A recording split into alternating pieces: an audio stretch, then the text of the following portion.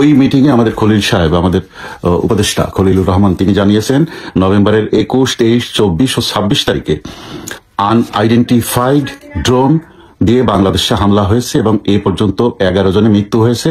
যাদের মৃত্যু হয়েছে তাদের ভেতরে একজন তুর্কিস্তানের, পাকিস্তানের আইএসআই 2 জন, উলফা, ভারতের উলফা বিদ্রোহীদের 4 জন, লস্করি তৈয়বার 2 জন, জামাতের 2 জন, এই মোট 11 জনের মৃত্যু হয়েছে। তো এইরকম একটা পরিস্থিতির ভিতর দিয়ে বাংলাদেশ চলছে। সাথে থাকুন, আমাদের কাছে কোনো রিপোর্ট আসার সাথে সাথে আপনারা জানতে পারবেন। তবে শীঘ্রই নেত্রী ডাক আসছে, প্রস্তুত থাকুন প্রিয় দেশবাসী। এদেশ আমার, আপনার সবার, দেশটাকে রক্ষা করতে হবে। আজ 1 ডিসেম্বর 2025। আপনারা জানেন কাতারের দোহাতে যে মিটিং হয়েছে, সেই মিটিং সকল হিসাব ওলটপালট করে দিয়েছে ডক্টর ইউনূসের। দোহা মিটিং এ জাতিসংঘের শান্তিরক্ষা মিশনের প্রতিনিধিরা উপস্থিত ছিলেন। সেখানে উপস্থিত ছিল দোহা কাতারের পররাষ্ট্র দপ্তরের পর্যবেক্ষক দল, কাতার পররাষ্ট্র মন্ত্রণালয়ের বিশেষ উপদেষ্টা এবং গোয়েন্দা বিভাগের প্রধান, ইউরোপীয় ইউনিয়নের রাজনৈতিক বিভাগের প্রতিনিধি দল, সংযুক্ত আরব আমিরাত এবং সৌদি আরবের প্রতিনিধি দল, জাতিসংঘের শান্তিরক্ষা দপ্তরের পর্যবেক্ষক দল, আমাদের বাংলাদেশের জাতীয় নিরাপত্তা উপদেষ্টা ডক্টর খলিলুর রহমান এবং তার সেক্রেটারি, ভারতের সরকারি প্রতিনিধি দল এবং গোয়েন্দা প্রতিনিধি দল। এখানে আলোচনা হয় আন্তর্জাতিক অঙ্গনে বাংলাদেশের আসন্ন নির্বাচনের গ্রহণযোগ্যতা প্রসঙ্গে।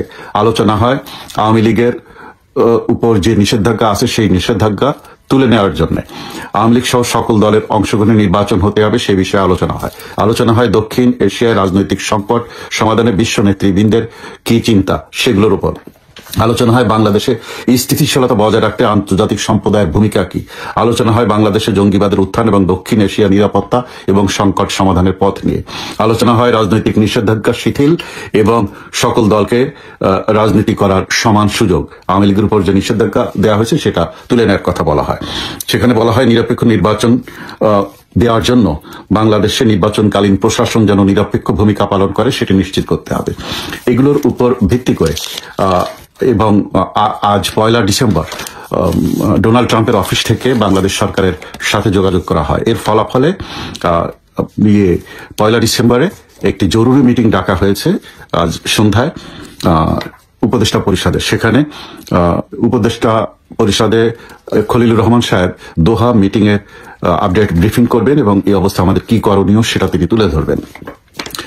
আগামী 2 সপ্তাহের মধ্যে আওয়ামী লীগের উপর থেকে নিষেধাজ্ঞা উঠে যেতে পারে বলে আমরা জানতে পেরেছি বিশেষ সূত্রে, এবং এটাও জানতে পেরেছি যে ফেব্রুয়ারিতে যে নির্বাচনের কথা বলা হচ্ছে, এই নির্বাচন দেয়া হবে এইসব কথা আরো 2 সপ্তাহ বলা হবে, কিন্তু আলটিমেটলি ফেব্রুয়ারিতে নির্বাচন হবে না এবং এই নির্বাচন হবে 2026 সালে আওয়ামী লীগ সহ সকল দলের অংশগ্রহণ এবং সেই নির্বাচন হবে তত্ত্বাবধায়ক সরকারের অধীনে। এই মাসেই ফিরে আসছেন জননেত্রী শেখ হাসিনা, তিনি প্রধানমন্ত্রী হিসেবেই ফিরবেন এবং বাকি পরিস্থিতি আপনারা কয়েকদিনের মধ্যেই জানতে পারবেন। নিশ্চিত থাকুন এই বিজয়ের মাসে বিজয়ের বেতন উড়াবে আওয়ামী লীগ।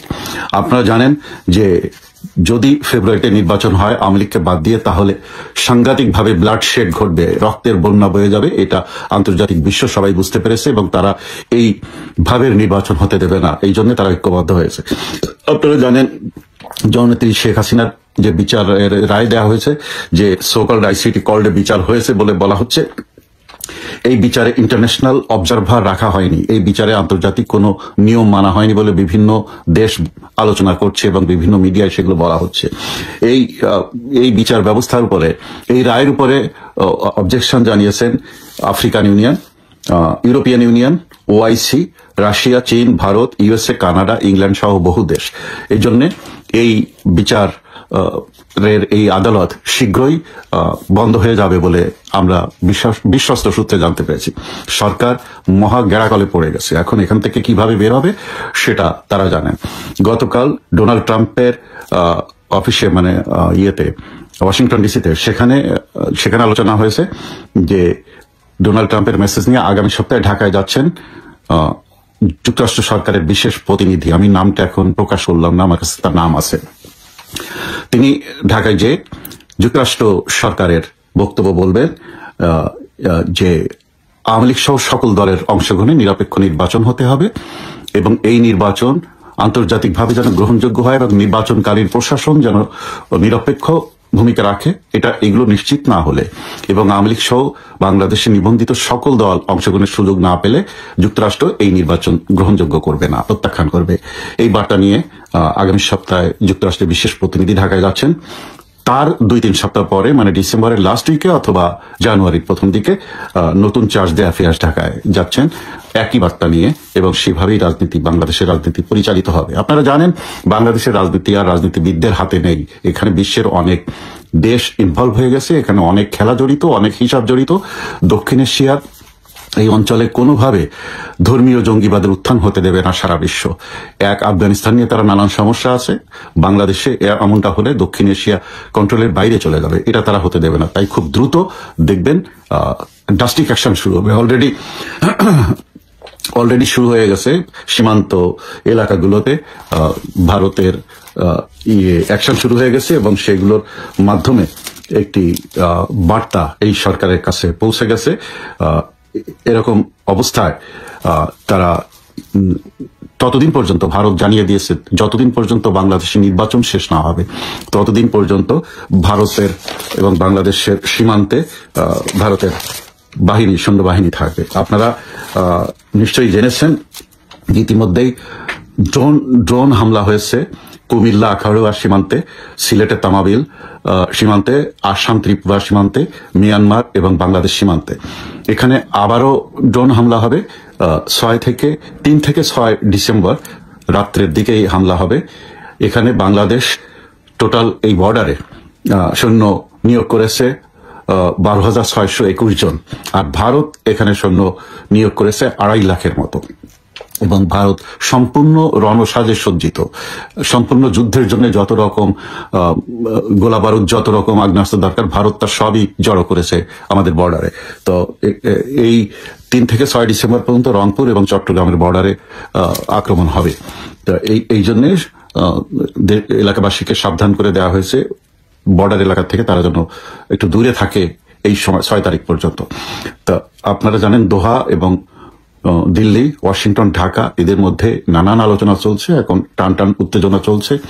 অন্তত 12টি জঙ্গি ক্যাম্প ইমিডিয়েটলি ধ্বংস করার নির্দেশ দেওয়া হয়েছে বাংলাদেশকে। এগুলো না হলে ভারত নিজেই অ্যাটাক করবে, এটা তারা পরিষ্কার বলে দিয়েছে।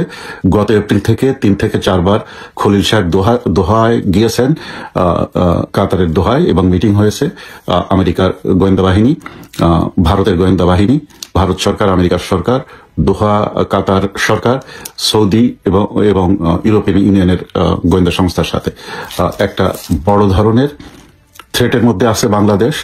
এই জন্য উপদেষ্টা পরিষদের মিটিং আজ 1 ডিসেম্বর হবে। সেখান থেকে কি সিদ্ধান্ত হয় সেটা হয়তো জানা যাবে যে কোনো সময়।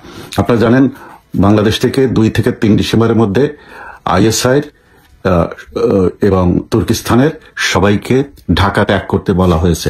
পাকিস্তানের ISI 17 জন এবং কয়েকজন পাকিস্তানি সেনা অফিসার তাদেরকে ঢাকা ত্যাগ করে 2 থেকে 3 ডিসেম্বরের মধ্যে পাকিস্তানে ফিরে যাওয়ার জন্য এই দোহা মিটিং থেকে পরিষ্কার বলে দেওয়া হয়েছে। এবং তুর্কিস্তানের যে 57 জন বিশেষজ্ঞ আছেন যারা ড্রোন তৈরি এবং ড্রোন বিষয়ক বিশেষজ্ঞ, তাদেরকে অনতিবিলম্বে এই 3 ডিসেম্বরের আগে ঢাকা ত্যাগ করার বা বাংলাদেশ ত্যাগ করার আহ্বান জানানো হয়েছে।